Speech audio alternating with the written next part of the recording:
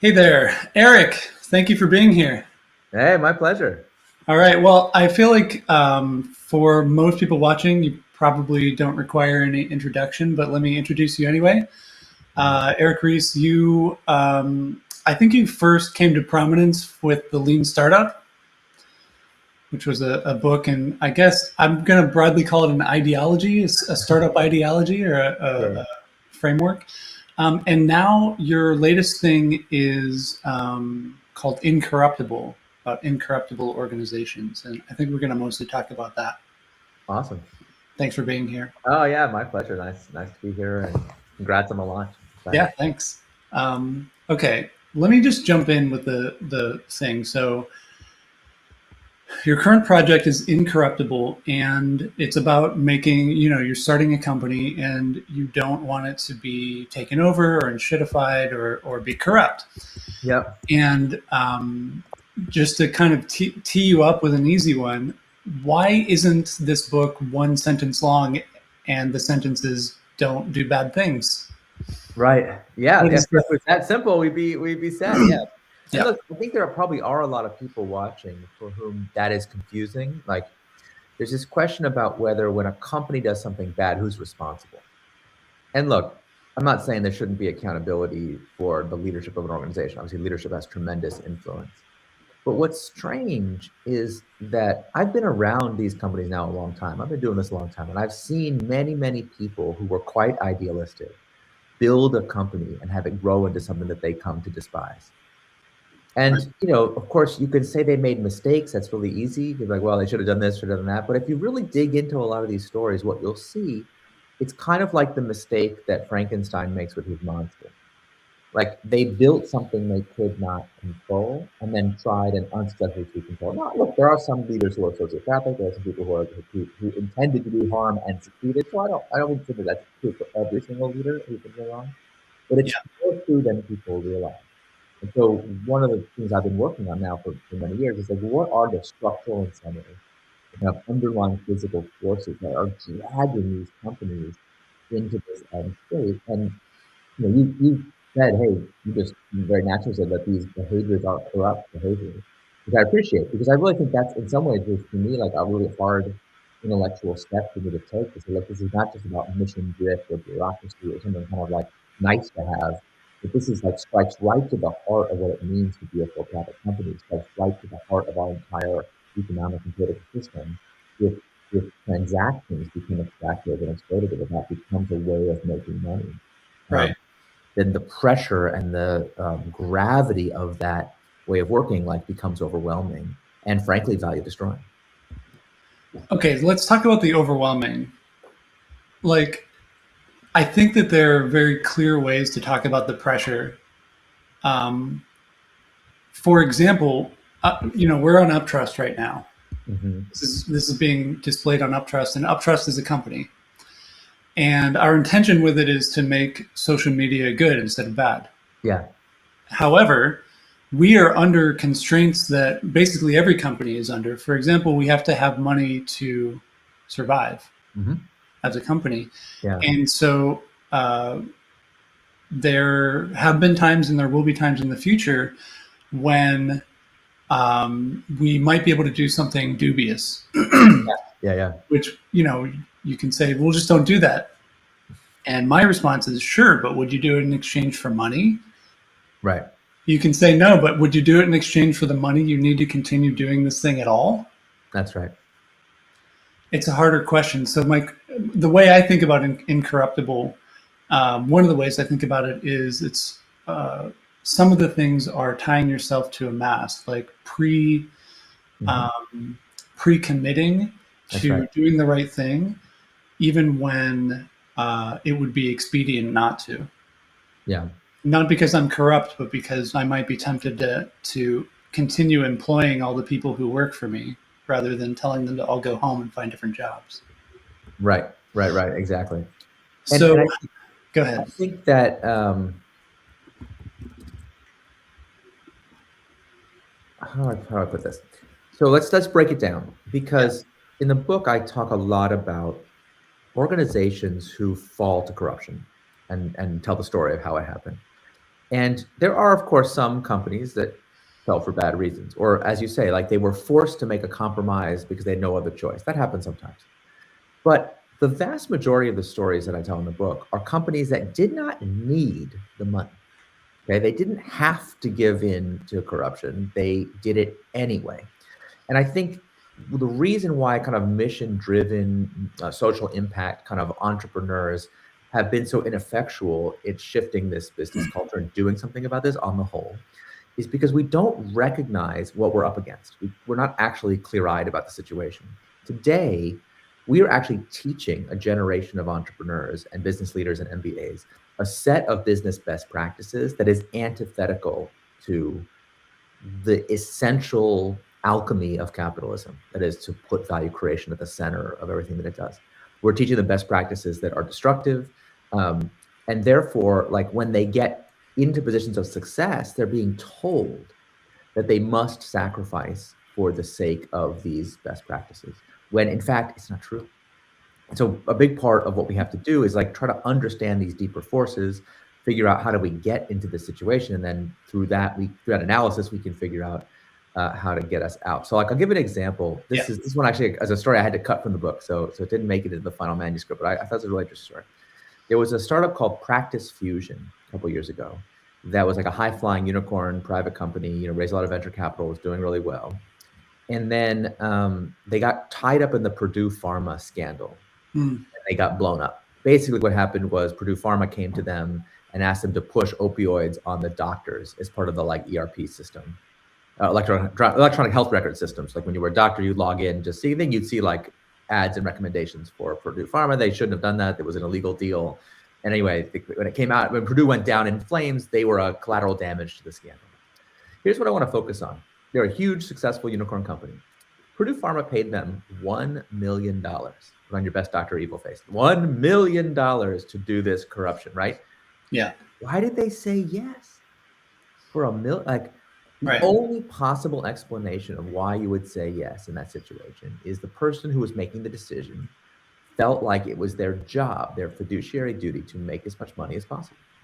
Not to achieve the mission, to make the money. Now they, I'm sure, rationalize it to themselves as well. This money will help us achieve the mission, without really considering the externalities, the consequences of taking that money in. That's very common. That is really considered to be a best practice. And I saw an interview with the founder, some years later. They were asked to reflect on the mistakes that they made, and they were giving advice to the next generation of founders. And they were like, it was good advice. It was like, be very careful who you take on as an investor.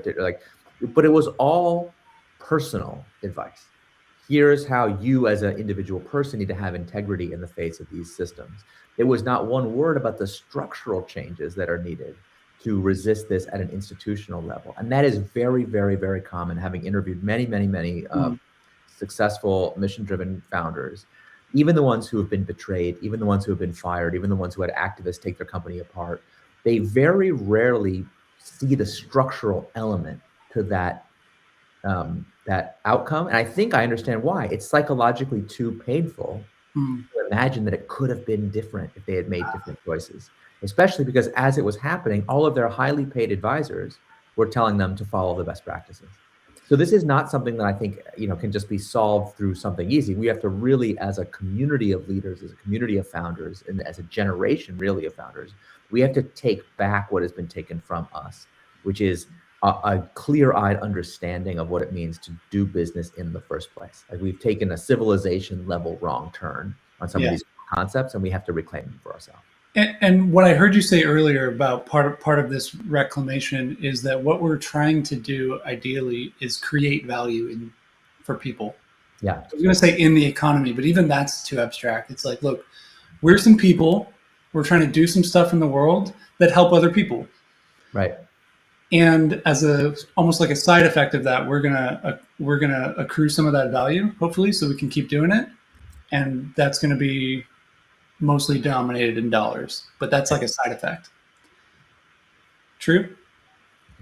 Yes. So the way I would put it is that what it means to make a profit is to maximize human flourishing. Like that's actually the correct definition of it. And so many ways of making money that we have gotten used to in our economy today are much closer to theft than they are to value creation. They're at best just moving money from one pocket to another, but they don't create new value. A lot of these ways of making money, by the way, our grandparents would have seen as either borderline criminal or outright crimes. Like many, many, many ways of making money today were illegal in the very, very, very recent past. I always ask people when they're learning about corporate best practices and corporate governance best practices to look outside. If you're near a window, look outside the window. If you can see a tree, you're probably seeing something older than our modern best practices. Okay? They're very, very, very recent. And what's interesting about our moment in history is they're recent enough to be changeable, but they're old enough to have been studied. So, I have a table in the book called Best Practices Destroy Shareholder Value. Yeah. And I just list a whole bunch of these best practices and the corresponding academic studies that show that each of them is destroying shareholder value. Like one of my favorites is there's a study that shows that companies that are rated to have good governance have underperformed companies with bad governance since 2008. Isn't that interesting? But governance is supposed to produce shareholder performance. That's the whole theory of shareholder primacy. So some very, very basic assumptions about what it is that we think we're doing at the board level, at the executive level, in terms of culture, in terms of fundraising, in terms of the relationship between companies and investors, are founded on faulty premises that we can do a lot better for this next generation. Okay, so that segues nicely into what are let's start with just the basics. Like if I'm starting a company and I want it to be incorruptible, what's the like MVP version of making my company incorruptible? What's my low-hanging fruit? Yeah, there's a lot of really easy things you can do, but we're gonna start with the but first. Okay. This is not a one weird trick kind of situation where if you just do one thing, you're set. In fact, I was just corresponding with one of the architects of the Public Benefit Corp legislation. And he was telling me, he hadn't even read the book yet. He was just telling me, listen, I'm all excited about PBCs, which are really great, but everyone thinks they're like a silver bullet. They're not a silver bullet. You have to do the other stuff. I was like, I know, man. I'm with you. I wrote a whole book about it. Like, take a look at my manuscript, please. So I was really excited to get to do that and share it. So broadly speaking, the blueprint is as follows. We tend to think of governance and operations as two separate domains. So it's kind of like people are, operators are like CTOs, product people, marketing people, executives, general managers. And governance people are like lawyers, finance people, board members. Like they kind of like fuss over the legal documents. And in a lot of companies, frankly, the opposition between these two groups leads to a lot of problems. Right. But in the book, I argue that these two are actually two sides of the same coin, and we have to have an integrated approach, which is why the first step in building something incorruptible is to build something worth protecting. That's really more about ethos and strategy and mission and purpose. And then once we have accomplished that, we have the inner strength to resist temptation. We've got a clear-eyed North Star about what we're trying to accomplish. Then we can work on protecting with structural integrity from outside pressure. So that's the broad sweep of things. So for example, something like the Public Benefit Corp conversion, that's like a legal tool in the domain of protection of structural integrity. And there's a bunch of things in that category: board mission pledge, what are called industrial foundations, purpose trusts. We can talk about that as much as people want to talk about it. I think that stuff is super cool. But I think it's really, really, really important for people to remember that those structures, all they can do is protect a pre-existing ethos. They can't cause it to come into effect. So I was just talking with Reid Hoffman this morning in a different event, and we were talking about how in Silicon Valley, we tend to treat mission, purpose as distinct, or culture, he was saying, culture is distinct from strategy. And I proposed the following thought experiment, which I'll share with you, which is if they were really independent, then you could take a high culture company, like a strong culture company like Patagonia, and say, everybody, I want to keep the culture the same, but we're changing missions. We're not going to be environmentalists anymore. We're going all in on fossil fuels. Right. That's nonsensical. You know for sure that wouldn't work, right? You couldn't maintain that culture in the presence of a different mission. And conversely, if you take a company that's got like a really dysfunctional culture and say, well, now we have a really lofty mission, like it doesn't like magically fix the cultural issues. The cultural issues are what they are. The two things are intrinsically linked. And oftentimes the bad culture is a consequence of mission error, or vice versa. Sometimes having a bad culture causes you to start to make strategy mistakes because you're in the grip of a wrong idea about what the nature of the company is. This feels not exactly the same, but it feels very related to the sort of borderline criminal or like morally criminal type companies. That Patagonia, if it were a morally criminal type company, which it's not, would create that kind of culture. It would create that sort of Yeah, this. yeah, yeah. It's we. What's funny is we know exactly what would happen, because if I tell you that a certain company, without naming the name, has succumbed to big co disease, Hmm. you already know what I mean. Hmm. Nobody I've ever talked to be like, if I say that to them, they can't figure out what I'm talking about. So Yeah. first of all, that's really telling, because first of all, it says that all these different companies that get big, they start in different industries, different strategies, different missions, different colors. They're so different and diverse. And yet, if I tell you they have this disease, we know they all wind up in the same place. That Right. says to me that there must be a force aligning them behind the scenes. Otherwise, they would start out varied and they would end varied, and their dysfunctions would be many. But the dysfunctions are actually very similar. I know from which I speak. I've been behind the firewall at many, many, many big companies, and most of them are indistinguishable. However, the fact that we can distinguish this as a disease Yeah. means that at some level we understand that it's not inevitable, right? Hmm. Patagonia is a multi-billion-dollar company, and it doesn't have the disease.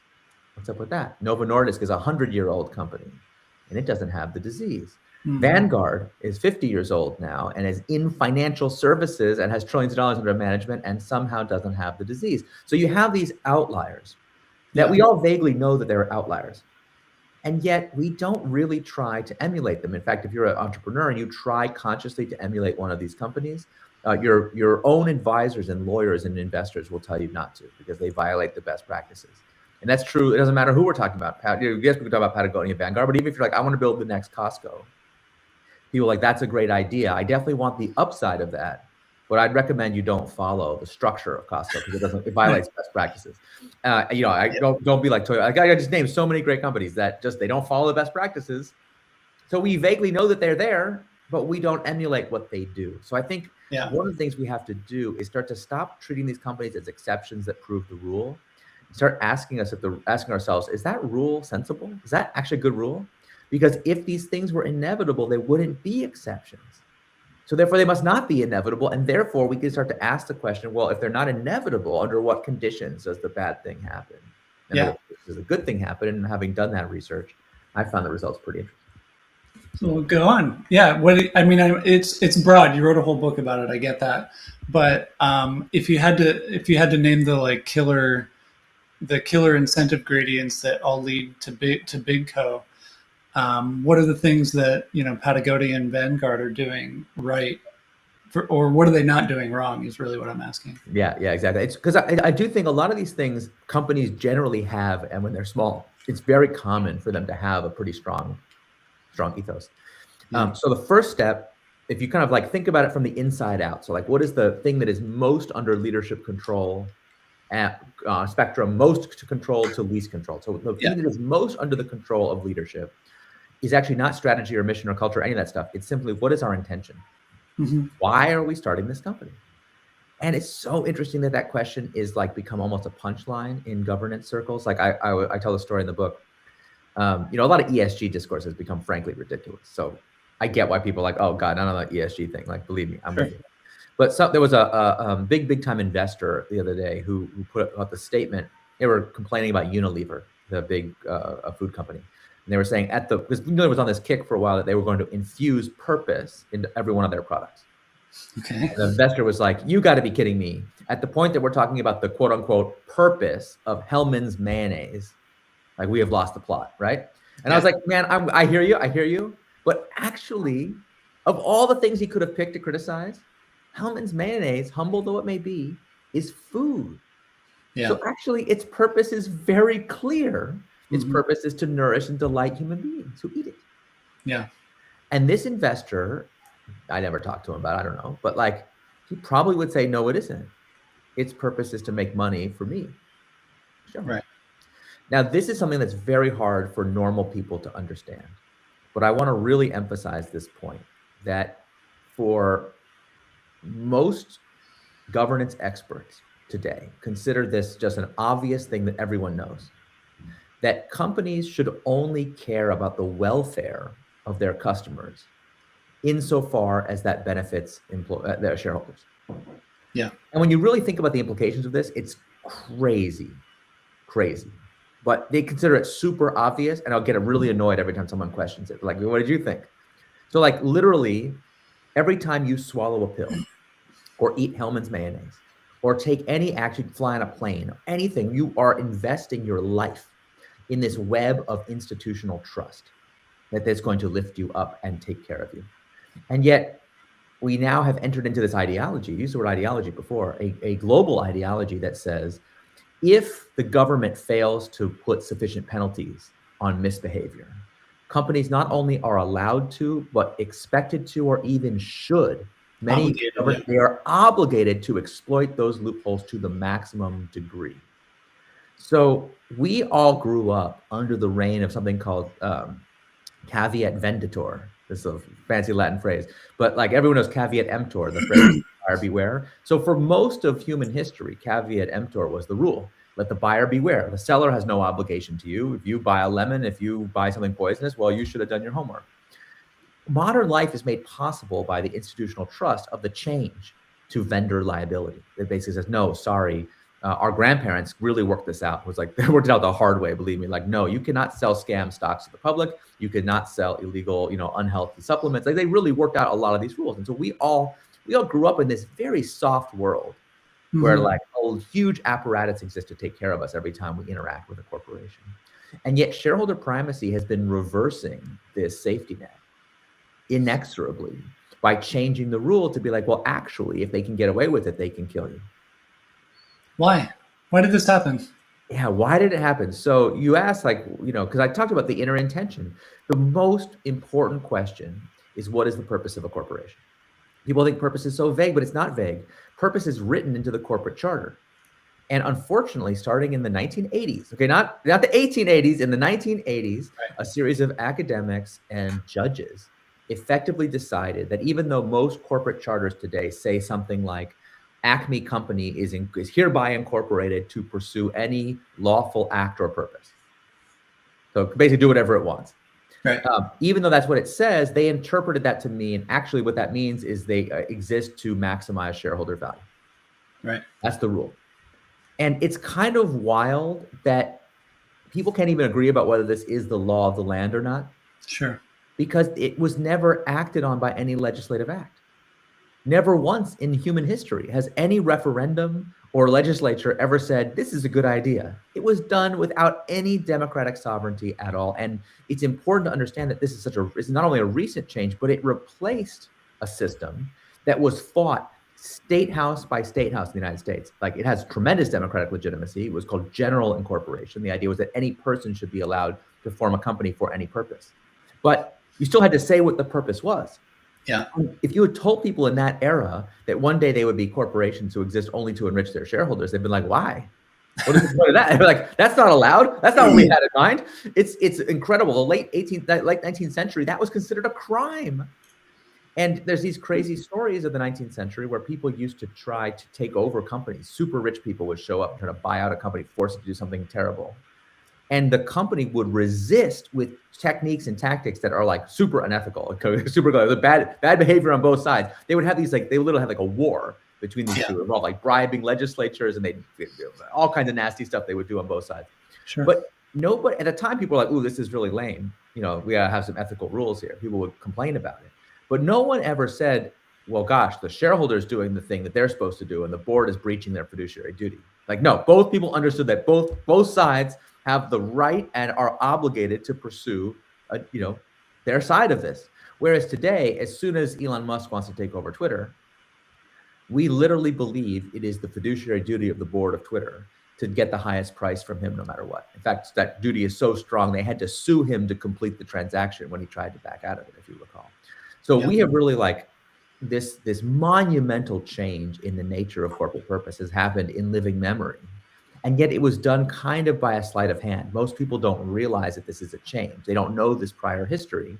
And they think this is like an essential element of capitalism. It's why young people have turned against capitalism almost universally, because they see all these private equity companies ruining their favorite brands and driving them into the ground. And how is that value creation? It's not an essential element. That kind of behavior would have been literally illegal in our grandparents' time. Okay. So we started So with, sorry, I don't know if you have a question that's come in or anything, but just to say that starts with yeah. the purpose of it. Like, what are we actually trying to do? Then as we move outward, we can get into, strategy and mission, management systems, culture, and investors, and all that stuff. Well, one side note I just wanted to comment on is that you kind of alluded to it before, but I think a lot of the time these corporate drives toward like, okay, let's be mission driven now, or like let's make a purpose, are kind of lost causes. They aren't real. Like Yeah. the Hellman's mayonnaise example that you gave could be real. It could be like somebody at the helm of Hellman's mayonnaise division of Unilever or whatever could be like, I actually want to nourish and delight people. Like, how do we get there? Let's actually figure this out together. Yeah. But I think a lot of the time, what happens is the reality, the unspoken reality, is like, okay, how do we keep doing exactly all the same shit that we're doing? And Let's make greenwash. it like a purpose Yeah. statement. No, totally. That is very real. And I have a whole section of the book called "They Are Lying to You," because it's very important as consumers, as employees, as potential employees, as executives, as board, like whatever role in relationship we have with a company, it's very important to evaluate whether the promises it's making to you are true, Yeah. so that you can decide whether to invest it with your trust or not. Trustworthiness is the most underrated asset in business today. It is the magnetic power that makes so many incredible results possible. I talk about that a lot in the book. And yet we give it away so cheaply because we can't tell who's for real and who's not. One of my goals with this book was to empower everybody to be able to tell the difference between a company that claims to be mission driven and one that is just what I call a mission hopeful. Like, oh yeah, maybe it'll work out that our mission will happen. It's like, no, it doesn't count. Right. And I guess, again, it's like a whole book worth of content. But for people who just want to walk away with like a heuristic or two, like what can they look for when they see a company? How do they decide whether it's a mission hopeful company or a real? Yeah. So what we want to do is we want to look for has the company taken the time to develop a system whereby it only makes money when it achieves its mission, and it's not capable of making money any other way. So that's different than making money by whatever means possible. And as soon as you've said you're going to do that, I'll tell you a funny story. I met this founder once who was really like very gruff. He was like a very technical engineer. I was like, must make software. And he was like, I'm not into ESG. I'm not woke. I don't want to hear about stakeholders. I just want to make a great product. I want to build a company that every engineer, this is the greatest company they've ever worked for in their life. And we make truly high quality products. That's my dream. He was a successful entrepreneur already. It's like his third company. Yeah. And I was like, oh, interesting. Is it your experience in life that kind of happens naturally? He's like, no, actually, every company I've worked at, this, eventually it gets shitified and then, blah, blah, blah, blah. I'm like, okay, interesting. So would you like to have that not happen in the future? He's like, I'm determined in this new company. I won't let that happen. I was like, excellent. Okay. So what's your plan? It's like, well, I'm just going to make a lot of money for my shareholders by whatever means necessary. And then I'll be able to do the thing. I was like, oh, really? By whatever means necessary? He's like, yeah, I want to hear about stakeholders. I was like, interesting. But if one of your employees came to you and said, hey, boss, I just realized that we could make this product a little bit crappier and we could charge people a little extra for it and we make a lot of money that way, would you do it? He's like, I would never do that. That's outrageous. How dare you say that? But I was like, I thought you said money by whatever means necessary. He's like, well, not like that. Sure. Well, not like that, you say. How interesting. So that was all we needed. I was like, listen, you don't think of yourself as a revolutionary. But what you have just described is such a radical act, you have no idea. You are already in contravention of the most essential best practices of our modern financialized business life. And if you want to hold to product quality as your corporate purpose, then you better make some changes or you're in big trouble. And it was an interesting conversation. We went from there and it would go on and I'd say, but I love my employees. I would do anything for my employees. I was like, really? Anything for your employees? So yeah, it's like, but I won't use the word stakeholder. It's like, no. Okay. I don't care. I don't use the word stakeholder either. In fact, in the book, I worked really hard. It was very difficult. I tried to write this whole book without using the word stakeholder or the word culture. Really challenging. Instead, I think the word we need to use is the old-fashioned word fiduciary. I don't really care who's your stakeholder. Has such a bland connotation to me. I'm like, who are you committed to? Who would you rather die than betray? You tell me that list, I'll tell you what your company stands for. So now going back to your question, how can I tell if someone is serious? Well, yeah. The analogy I ask people to use is quarterly reporting. I did this exercise with an ex-Googler. He'd been there many, many, many years. and he had kind of recently left, and he was very disappointed about the mission drift of Google. I hate picking on Google because they're not the worst offender by any means, but there's just so many ex-Googlers who've written extensively about this phenomenon of like the loss of the don't be evil ethos and everything. Right. I said to him, look, I hear that you're distressed, but just answer me this one question. What do you view as the probability that Google will file its next quarterly report on time? It was like 100%. He's like, of course he's going to do that. I was like 95%. And it's like, no, 100.000. I was like, really? As certain as the sun will shine, as certain as the sun will come up tomorrow, Google will file its report on. I was like, excellent. Now, what do you think is the probability that Google will accidentally kill somebody for money and then try to cover it up? And he was like, come on, man, that's not a fair question. They probably wouldn't do that. How certain are you? And he's like, I'm like, 90%? He's like, well, what if the self-driving car hit somebody? I'm like, 85%. He was like, what if their social network was complicit in a genocide? He was like literally enumerating for me the things. And he's like, I just don't think that. I was like, you see, it's like he's not like. I was like, what happened to as certain as the sun will shine? So why is it that a corporation, we view it as essential that they will file their quarterly report on time, and we're not so sure whether they will stick to their mission in the future? Well, is it because people have a natural longing for quarterly reports in their heart? Oh, come on, don't be ridiculous. We know because there is a massive, unfathomably large, expensive bureaucracy that has been an apparatus that has been built to make sure that the Google Corporation, the Alphabet Corporation, files these reports on time every time. It is incredibly expensive, and it is viewed as absolutely essential. Yeah. And if you ask, where is the corresponding apparatus for Don't Be Evil? We can't find it. You can't find it. Google's been sued twice, not once, but twice, for violating their Don't Be Evil pledge, and they had to settle both lawsuits. It's actually really sad. So like, and again, Google's not even close to the worst offender. At least they tried. A lot of companies don't even try. But what I think we have to really see is that the performance element of bureaucracy, inability to innovate, low morale, like all these kind of like operational failures, and the mission drift, ethical lapses, kind of easy temptation, inability to stand up for what's right in public, can't defend your values or your own employees, easily bullied by outside. All of those attributes have the same underlying cause. That's why I use the word corruption for it. It's like, I don't think we should shy away from saying that those are corrupt acts, because why did everyone invest so much time and energy and love into this institution? We thought it was going to stand for something.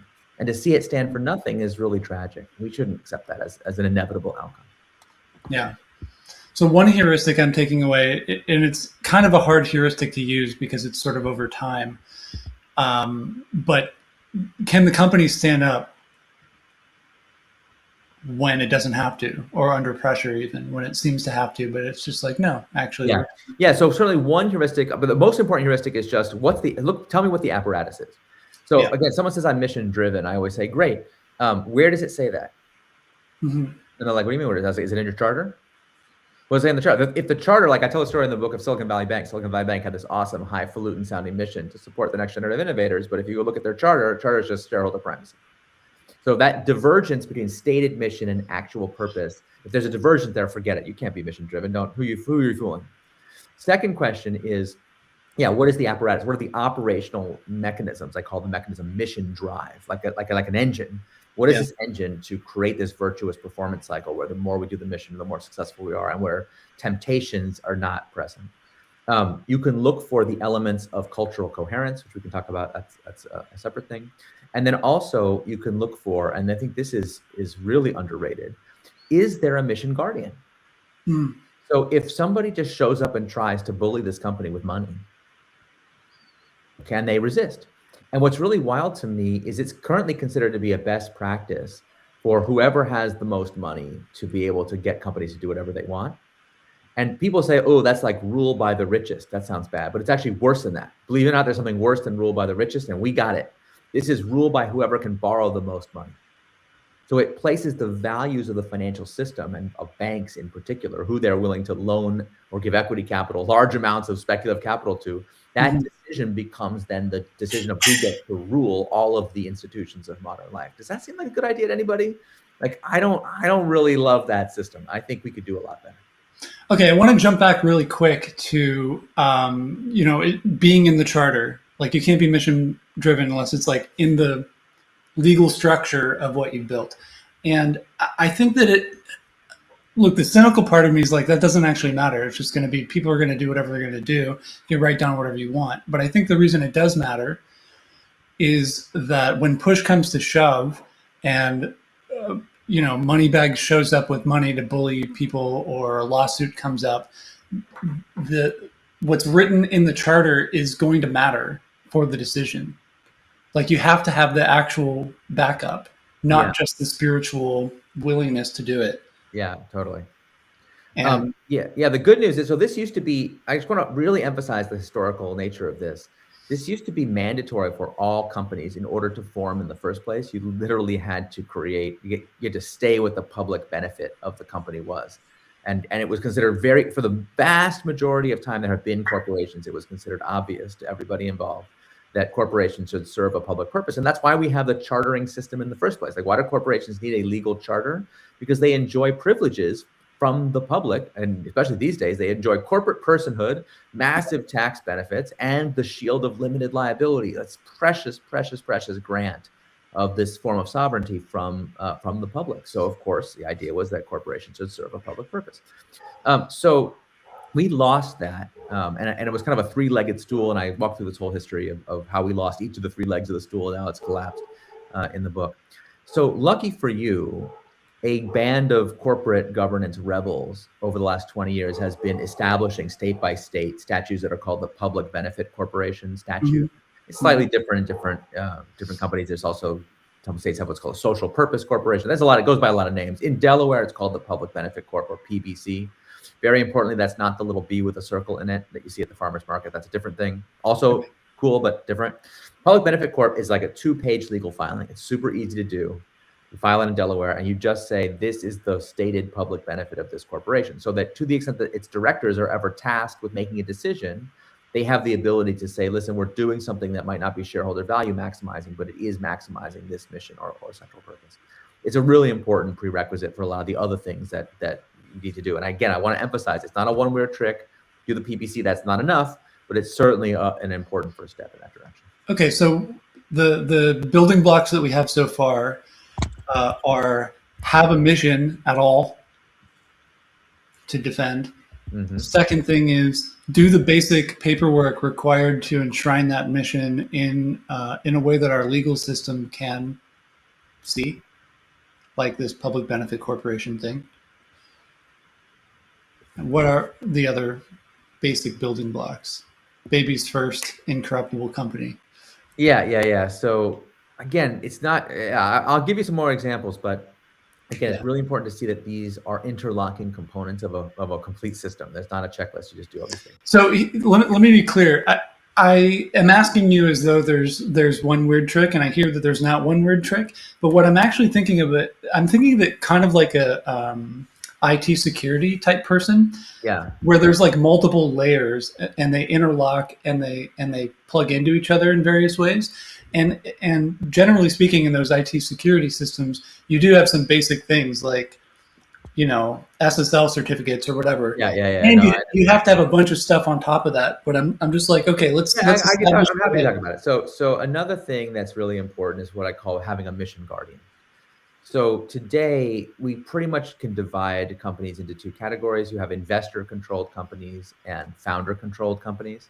And then you have self-controlled companies, which are what nonprofits are. Basically, they're accountable to nobody but their own directors. And none of these solutions is really satisfactory. Investor-controlled companies has this problem that the richest person, whoever can borrow the most money, can take them over. But founder control has its own problems. So you have the kind of like the Mark Zuckerberg effect, and you see some of these founders who have tremendous power to resist outside pressure. But that power is not absolute. And I tell stories in the book about times in which founder control has been defeated. It almost always is precipitated by a drop in the stock price. So ironically, paradoxically, founder control often turns mission guardians into power gremlins who just cannot bear for the stock price to go down. It's like my precious, it's Gollum style. So we don't want that. On the other hand, there's a lot of psychological resource that having absolute power is a personality disorder, causes personality disorders. It's actually a mental health problem. And you wonder, why are all these famous and rich people having mental health breakdowns like on social media every day? Like, you need to understand this is part of the reason why.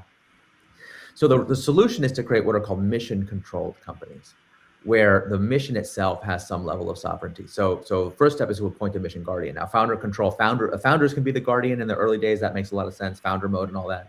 As a company grows, though, we want to look for institutional mechanisms to protect the mission. So, for example, Alibaba, the Chinese e-commerce giant, has an employee trust, what's called an employee voting trust, where the board of directors has to be approved by this special council of long tenured employees who really buy into the mission of the company. Mm-hmm. But there are other ways to do it, and a lot of them involve having a second entity whose job is to do the mission guardianship. So what's called a purpose trust, or sometimes it's a nonprofit foundation. There's quite a lot of different ways to do it. Employee ownership trust. And part of the reason why this is so confusing for most founders is there's like a zoo of all these different alternative forms. Mm-hmm. There are advocates for each form, and they don't get along with each other because everyone thinks that their form is the best one. So the book, I try to create omnibus terminology to say, look, that there's actually a higher level concept here that we need to focus on, which is just having somebody play this role to be the guardianship of the underlying spirit of the thing which is being protected. And the cool part is we have really good data. There's so many alternatives. The alternatives have all been studied. And what's so crazy is, contrary to what pro-shareholder primacy people say, in almost any financial performance or productivity metric you care to name, employee-owned companies, mission-protected companies, purpose-driven companies outperform. Not just have parity, but our superior performance, superior productivity, superior Tobin's Q, if you know what that is, and the financial metric. So many assets, so many forms so many metrics of asset-driven performance are enhanced by these mechanisms. So it's not like, I know everyone feels like when they're being asked to move off the road most traveled, they're like giving something up or sacrificing some level of financial performance or something. But the truth is, this is actually the road of superior performance.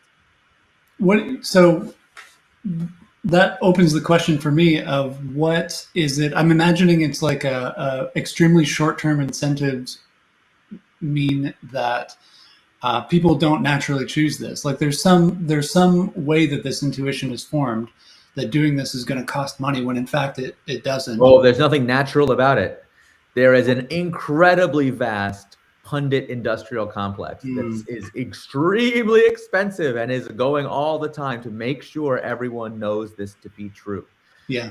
And I encourage— Which starts with business school. Of course it starts with business. Absolutely. Yeah. Business schools are taught an absolutely intellectually incoherent version of corporate ethics, which is like wild to me. It goes like this.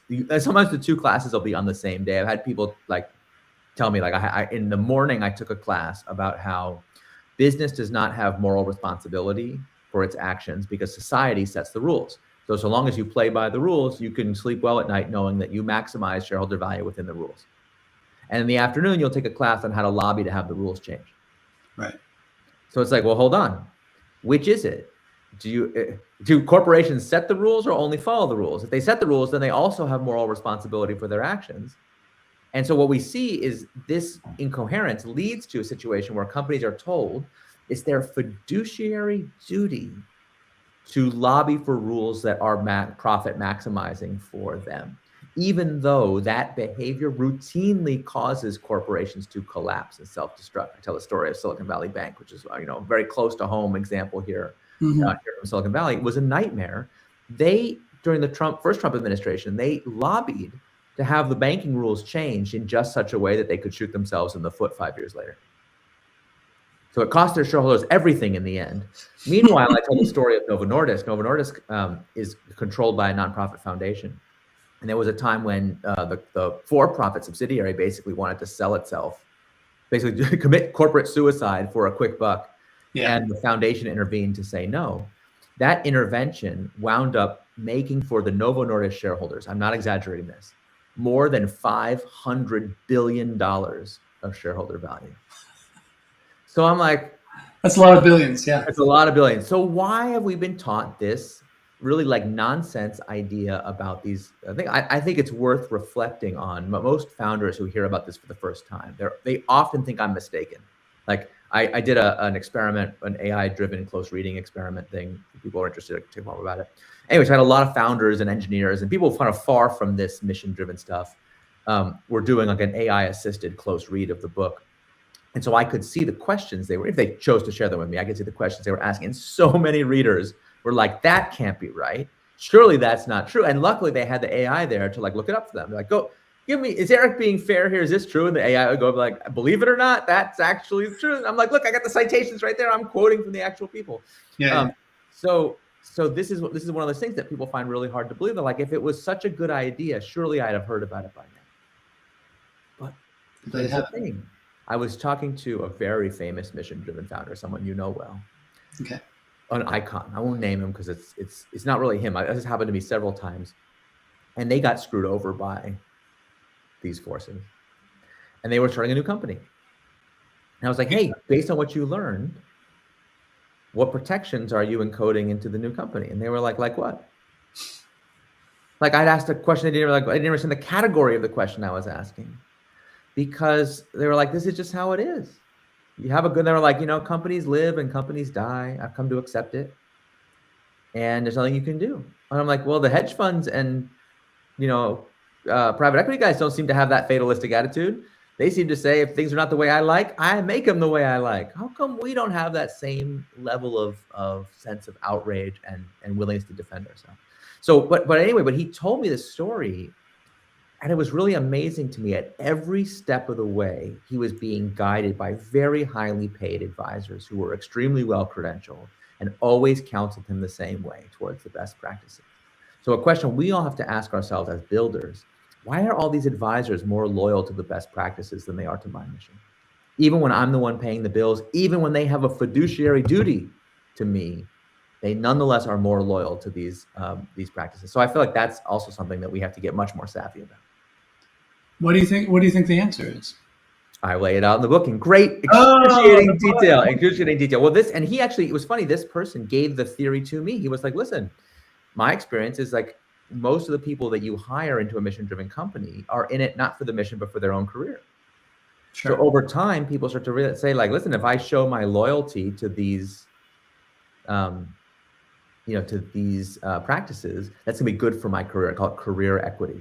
So even though you compensate them with financial equity, they're always got one eye on their career equity. And it's especially bad for independent directors and boards. And then on top of all that, financial gravity, it's a psychological force. So this is a kind of an odd thing. Hard to call a psychological phenomenon a force, but I'm trying to emphasize that although it is driven by perception, that doesn't make it not real. Yeah. You remember from the end of Harry Potter where it's like, is this all in my head? Like, so it's not real. It's like, of course it's in your head, but why would that not make it real? What are you talking about, my poor boy? So it's very real. And what happens is, because everybody is always in the back of their minds thinking about how to succeed at their next transaction, they unconsciously take on the values of whoever they think will be most helpful to them in accomplishing those goals. You actually asked me a version of this question right when we started, which is, well, what if I need money? Yeah. So I meet with all these startups, I meet with all these startups and they're like, I don't know. Investors might not like it. And I love the word might in that sentence. I'm like, they might? Well, why don't, rather than think about what they might or might not do, why don't we go ask them? Why don't we go, let's go find out. It's like saying, well, I don't know. Customers might not like it. They might not like it. Well, don't we need to know what they actually like? So what's strange is that this, I call it having the ghost of the market sitting over your shoulder and everything. Whispering these ideas to you. And unfortunately, this transmission happens unconsciously. And so a lot of people, their own values wind up being warped by the thing they're doing to be successful. And I think it's quite tragic and sad. So we tell people, we whisper in their ear that selling their company, getting to retire, making all this money will make them happy. And then they wind up miserable. Yeah. So many of them wind up building another company. And I'm like, well, if you're just going to build another company, why don't you stay with the company you had? How rich do you need to be? It's actually really strange to me. And if they don't build another company, they often wind up with really bizarre hobbies and a lot of they become tinkerers and artists and all that stuff, which is, I have nothing wrong with that, of course, but you can feel the hollowness, the ache for the thing that was lost, because the reward for building an organization is like the reward of being a parent. It's not because you get rich from it. It's the reward is the thing itself.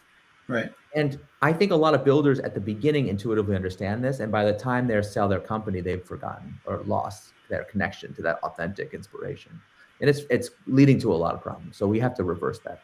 We do. And luckily, there's a book about it that you've Yes, written. yes, thank you. And I'm going to use that to transition into, we're actually doing a giveaway for this book. Oh, And how we're going to, cool. yeah, we're going to drop the link for the giveaway into the AMA thread. And basically all you have to do is sign up, and you'll have a chance to get the book. I think it might be first come, first serve. It might be a lottery, but in any case, you put your information in the form, you get a book. Oh, that's so cool. Thank you for doing that. Yeah, you're welcome. Well, thank you for writing it. I appreciate your time today. This is fascinating and super important. And as you're well aware, Uptrust is very interested in all this, and we're taking all the steps we can to be incorruptible ourselves. And we're going to do our best to stick with our mission and provide value in human flourishing. Well, let me just say how important I think it is. We so badly need incorruptible social media, so bad. Like so many of the problems that are happening in our world are happening through the division and loss of sense of shared truth and shared values that is being caused by these algorithms. And for everyone who's watching who has a sense of hopelessness or despair, like obviously you watch TV or just you look at the news, like it's hard right now. And I mean, yeah. I even feel like torn because here we are talking about all this abstract philosophy. Meanwhile, there's people being shot in the head like right now. It's terrible. Totally. But I think it's very, very important to realize, as painful as it is to say this, when people talk about polarization, division, misinformation, you pick your problem, crony capitalism or whatever. Those attributes are a choice. We have the technology to create different social spaces. We can do it. So the only question is, do we actually have the will to do it? And in order to find that will, the first step is to acknowledge our own complicity in these choices, and then hopefully then make a different choice. So thank you for what you're doing too. You're welcome. We're trying our best. Thanks a lot. I love it. Thanks so much. Appreciate it. Please, yeah, everyone, thanks for stopping by, and yeah, please get a book if you'd like. Yeah. Take care. Thanks. Bye-bye. Yeah.